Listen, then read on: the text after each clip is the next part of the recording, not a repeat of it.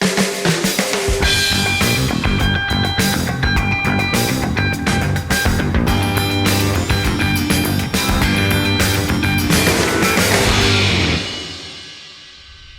and welcome to the Debrief, Carolina Journal's weekly recap of everything happening in public policy, state politics. You'll see it all right here. Make sure you get to carolinajournal.com. You will have all of the articles that we're going to be talking about here today, and subscribe to this because we're going to be bringing it right to your inbox right here. So I'm Donna King. I'm editor-in-chief of Carolina Journal. Joining us this week, we have Carolina Journal education reporter David Bass. Been a busy week for you, certainly. And Brianna Kraemer is our new legislative reporter for Carolina Journal. She's going to be joining us here with some of her early stories. Welcome. I'm glad you're here. We're excited about it. And Algenon Cash is joining us. He's a contributing writer for Carolina Journal, here to talk about some of the big stories he's seeing from Capitol Hill. All right, let's get it all started. Brianna, I'm going to start with you.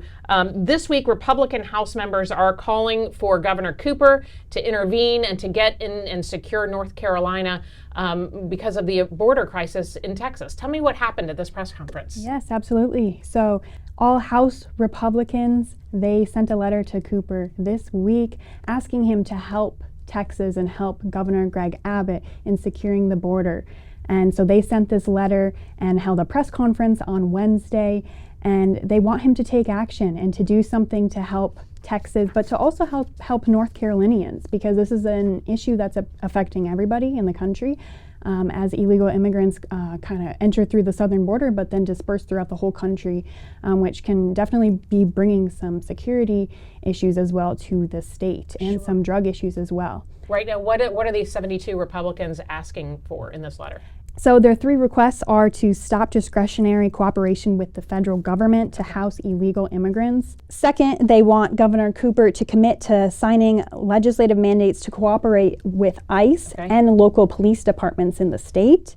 And third, they're asking Cooper to deploy additional National Guard to assist Texas National Guard along the southern border. Okay. All right. Now, do we already have some National Guardsmen down there?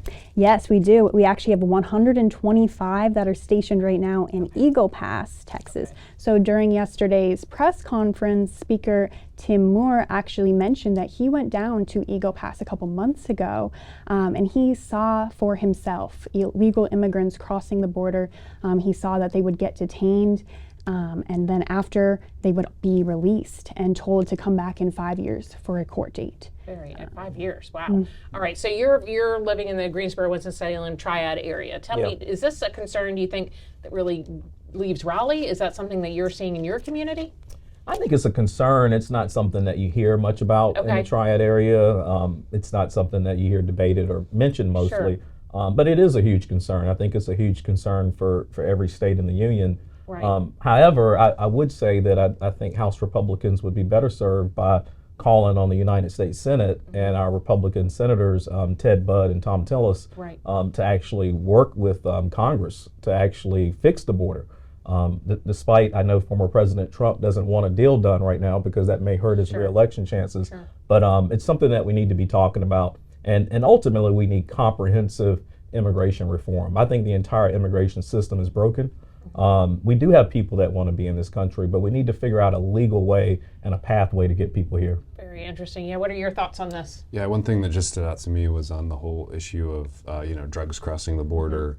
Obviously, we have a huge issue right now with the fentanyl crisis, a lot of drug problems. So, and I was even with young people, I was looking at some recent stats on Gen Z, kind of the people currently entering the workforce, in high school and that sort of thing. So I found there's some stats on they're drinking less alcohol, but the actual drug abuse of other sorts of substances is actually up, which I think of course contributes to mental health, a lot of other issues. So the border issue is not just the immigration issue, it's also national security, it's drug issues, so many other issues are connected. Sure. And human trafficking. I saw that in your story on carolinajournal.com, you mentioned that he was talking about fentanyl and human trafficking as well. Yes, he said that over 11,000 North Carolinians have died since Biden took office from fentanyl. So it's definitely having an effect on the state. And also recently a study showed that North Carolina ranks 9th in the country when it comes to trafficking. So that's not good, and definitely something that they're trying to address by sending this letter to the governor. Sure. Do you think how do you think the governor will respond to something like this? I'd be shocked if he responds at all. Sure. To be honest with you. I agree. Yeah, he hasn't yet. Yeah. Very interesting. All right. Well, let's move on a little bit, actually, David, because speaking of the governor, there was a little conflict with Leader Berger, Senate Leader Berger, and Governor Cooper just in time for School Choice Week. Just wrapped up. We've got new portal open for Opportunity Scholarships. What went on? Yeah, I was going to say, so we celebrated National School Choice Week last week.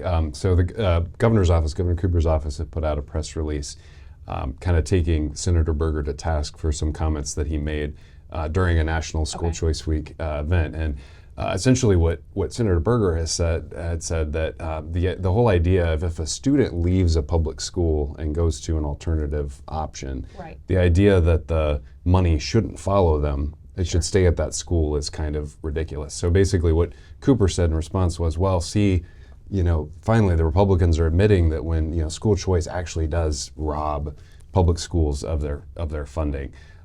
So it was a bit of a criticism, I'd say, of this whole idea of backpack funding, which a lot of education reform advocates are starting to push for now, where basically the money is following the child rather than just going into an individual school. So the schools get an allotment per child that enrolls, is that correct? Right, a public school does. So the idea is to have the allotment more follow the child, whether it's at a public school, an alternative, so that it's focusing on that child, not just the school. So again, this also highlights, as you mentioned, the Opportunity Scholarship Program applications are opening today, February 1st, for this new expanded program that gives families a chance to attend a private school if they want to. So again, just underscores the conflict between Cooper and the Republicans over school choice. That has been the argument for a long time, that these programs are draining money away from the public school and into the programs like this. But in your story on CarolinaJournal.com, you were talking about the pie, right? How are they slicing it up now when you start adding in programs like Opportunity Scholarships? Yeah, I think Bob Lukey here at the John Locke Foundation had a good quote on that, but he basically just talked about, since Opportunity Scholarships have come about, it's been about 10 years, the actual increase in the education budget, even after adjusting for inflation, has been about 18%. So his point was that you can fund traditional schools and you can do school choice at the same time. School choice is about the option, whether it's traditional public school or another option. So funding both is possible, but you don't have to choose either or. It can be both. Sure. So this is a really popular program. Opportunity Scholarships opened, applications opened on the 1st. They could run through March 1st. Is that right? Yes, the priority so window. Month. Has it been popular from what you've seen so far? Absolutely. Actually, today the portal opened and the website actually crashed just a little bit after midnight after it opened. So it's absolutely popular. And we also are seeing that parents want changes made. So a recent Carolina Journal poll actually shows that parents want the school board to be actually elected by the voters. Oh, interesting. Yeah, so 64% in a recent poll said that they would like that to change from the governor appointing members of the board to voters being able to do that themselves. Very interesting. What are your thoughts on this? I know that you're a school choice advocate too, but could it come at the harm of public schools, traditional public schools? I don't think so, and I don't understand why Governor Cooper and largely Democrats don't seem to believe that parents can make a choice about their own child. You're responsible for raising that child and making sure that child is a productive member of society and our community. So certainly you should be able, especially with the advent of technology and the transparency that technology has brought, certainly parents have the wherewithal and the intelligence to decide where they want their child to go to school. And I don't think a child should be reprimanded to go to an underperforming school simply because Democrats want to protect school budgets. Sure. That's a good point. And then that is one thing to point out about Opportunity Scholarships, is that the people at the poorer and the lowest income level are served first. Is that correct? Is that going to put a strain? Will people who are not at that low end, are they going to be able to participate in this, do you think? Yeah, so the new system is set up where still the lowest income households are prioritized first for getting the scholarships. And then it kind of tiers up to more middle class and then beyond that. So the expectation is, I think, especially with this first round, is that it's going to be focused mainly on the lower middle income families and not quite get to it. And of course, it's all about providing choice for these families, because if you're wealthier, if you're upper middle income, you already have a choice because you can pick your zip code where you want to go. If you want to go to the best public school, you can buy a house there. Right. But a lot of families don't have that option. So this is about trying to level the educational playing field in this regard. I think that's an important point. I mean, I'm someone that grew up extremely poor on the east side of Winston-Salem. And, you know, my grandmother was someone who championed education. She thought that would be the thing that would allow me to get out of the poverty and the neighborhood and the environment that I was in. So back then, you know, my grandmother would lie and tell a school that I lived with another relative. And then my grandfather would either drive me to a whole nother area to catch the bus, or sometimes would actually drive me to school. And so I think these opportunity scholarships and the fact that middle income and low income families and parents now have a choice, I think that's critically important. It is. Lucky guy for a good grandmother like that. Yes, yes. But not everybody has that, right? No, I mean, you know, my mother was 17 when she had me. So, you know, if it probably would have been left up to my mom, maybe I wouldn't have, you know, had the education that I did have. But yes, I mean, thankfully, my grandmother helped me to understand that if you really want to have economic mobility, it's an education and access to knowledge and information that's going to set you apart. Sure. Well, actually, I'm going to come right back to you because we're talking about money. I mean, this is part of it, right? There's a couple of things you're really watching on Capitol Hill. Fill us in. Yeah, I mean, we finally have a budget, I guess you could say, at least for the next couple of months. I do have a piece in the Carolina Journal where I talk about the continuing resolution that Congress passed related to the budget. We narrowly, once again, averted a government shutdown. For the past 2 or 3 years, these government shutdowns seem to be more almost perennial. They just pop up throughout the year. But I think it's absolutely ridiculous that we are running a country and a government the size of America on 90-day and 60-day continuing resolutions. There's absolutely no long-range or even intermediate planning or thinking that's happening at the congressional level. And really, I think a lot of the partisanship and the politics just has us just locked in place. So, you know, my piece talks about, I think Congress could learn a lot from the North Carolina General Assembly in terms of more long-range thinking when we look at budgets. Right. Because the last 10 years or so, North Carolina's had pretty good fiscal restraint. You think that's needed there? Definitely. I mean, something that I'm a huge proponent of. I think we need a balanced budget amendment. Certainly at the federal level, I mean, the Congress would argue that they can run deficits because they're able to continue to just print money.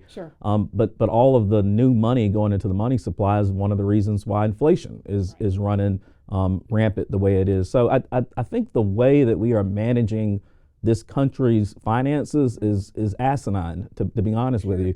And yes, I think Congress could learn a lot, not only from North Carolina, but several state legislatures around the entire country. Sure. And that's part of financial literacy. You and I have talked about this, and I'm bringing in something different, but you know, this really is financial literacy for adults. You know, you can't run a business that way.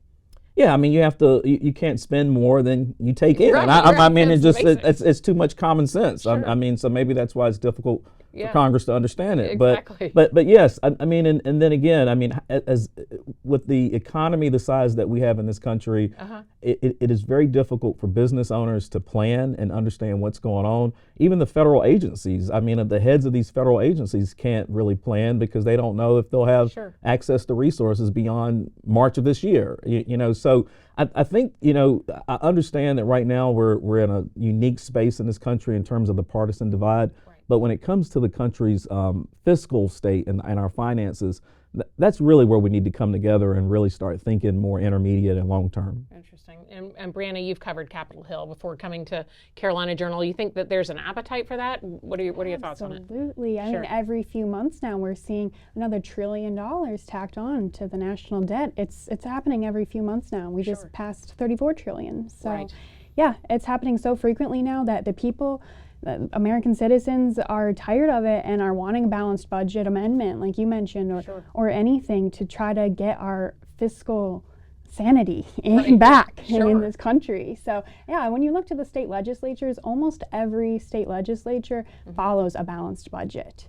And so the states are much more fiscally responsible than our own federal government, and they just spend trillions, and that's definitely something people are tired of talking about and seeing. They just want some fiscal responsibility, and so I think we're going to see that pretty soon here, because it's become one of the top issues that everybody is keying on now. You know, I recall just 20 years ago when we hit $5 trillion in national debt, and people thought, you know, we won't be able to sustain this. Even the bond agencies started to threaten to downgrade the rating of our bonds. And now, to your point, Brianna, we're at 34 trillion. And when you take in the unfunded liabilities associated with Social Security and many of the entitlement programs, we're at 64 trillion. But you know, also when you live in a country where 4 out of every 10 Americans are financially illiterate, it is very difficult, I think, for the ordinary voter to get their head wrapped around a $34 trillion national debt. And if you look at the debate in Congress right now, this isn't even an issue that's brought up. I mean, this isn't even anything that they're talking about. I mean, they're just trying to get through March of this year. So I think voters really need to wake up to this issue and need to absolutely demand that Congress starts to take this more serious. I mean, you talk about national security. How do we continue to fight all these conflicts and wars and support all these other countries around the world when we're drowning in $34 trillion in debt? Sure. What do you think? Yeah, no, the thing I was thinking about is, could we have more close razor-thin margins in terms of in the U.S. House and the U.S. Senate in terms of who's in control? We're so closely split. It's amazing that really anything could advance at this point, because we're so divided on partisan lines. The margins are so close in the U.S. House and the U.S. Senate, of course, Democrat president. So it's just remarkable to me. It's great that there is some progress on it, but it's like, where do you go from here? We're so divided. Can we find some things that we can agree on? Yeah, of course. Yeah, one of the things we really do agree on is supporting small business. There's other things you're watching on Capitol Hill that raised some alarm bells for me, and one that you wrote in December. Tell me more about it. Yeah, so the CFPB, which is the Consumer Financial Protection Bureau, another agency, sounds like they are out here to protect consumers. This was something that was created by Elizabeth Warren. And you know, they have a rule that's going into place, or they're working on a rule that should be taken into effect this year, that would actually cap the late fees that credit card companies can charge on their balances. Now, it seems like it would be a good idea. Seems like a great idea. Like most policy ideas that you hear about on the surface, they seem great, but they also have unintended consequences. So part of the reason why credit card companies charge those late fees is so that they can also extend credit to businesses and individuals who may oftentimes may not appear to be credit worthy. So when all of a sudden you cap the late fees that banks and credit card companies can charge, well, that means they're going to extend less credit to small businesses and some consumers. So this is a huge issue that could have an impact on small businesses across North Carolina. The CFPB is actually being looked at by the Supreme Court right now on whether or not the way the agency is funded, if it's even constitutional. So there is we are expecting a ruling at some point from the SCOTUS on whether or not the CFPB can continue to even exist. But right now, this could be a big issue that really upends the credit opportunities for a lot of small businesses. Sure, that is an important issue. We'll be watching and paying close attention. Thanks so much for watching the Debrief. We appreciate you being here, and make sure you subscribe, and we're going to be coming back to you every week right here on the Debrief.